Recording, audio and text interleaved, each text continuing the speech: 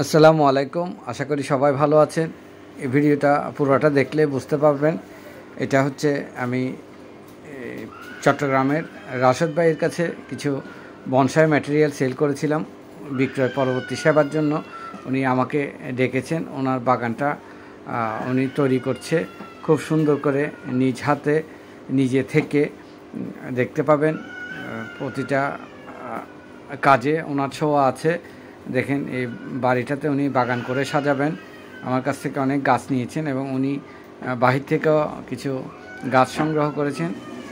এগুলো অনেক দামি দামি টব উনি সংগ্রহ করে এখানে গাছ নিজ হাতে রোপণ করছেন।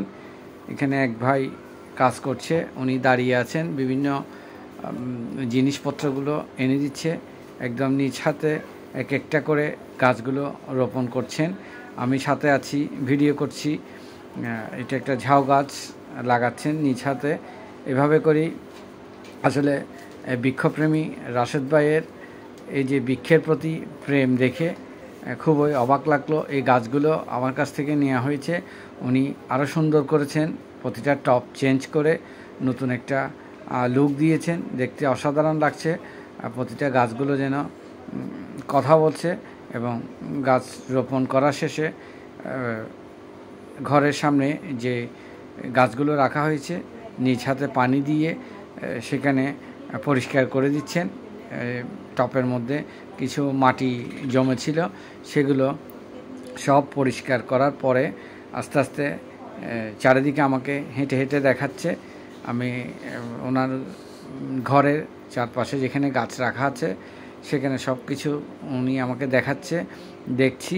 একসাথে দুজনে খাওয়ার টেবিলে বসলাম, খেয়ে কিছু গল্প স্বল্প করে উনি আমাকে বলল আজকে ওনার কিছু প্রজেক্ট আছে, প্রজেক্টে আমাকে নিয়ে বেড়াবে। সারা দিনটা ছিল আসলে অনেক আনন্দঘন।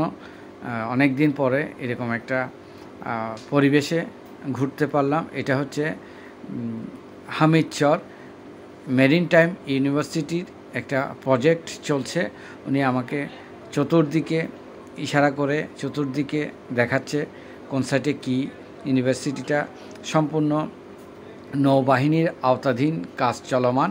সেখানে রাশেদ ভাইয়ের কিছু প্রজেক্ট আছে, উনি সেখানে বিভিন্ন রকম ফলের চাষবাস করবে। এখন আমরা যাচ্ছি ওইখানে প্রজেক্টটাতে। দেখেন খুব সুন্দর করে কাজ চলছে, কাজগুলো আমাকে দেখাচ্ছে ইউনিভার্সিটির ভিতরে।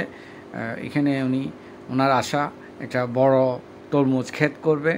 দেখেন সবগুলো মিলিয়ে খুব সুন্দর একটা সময় কাটলো।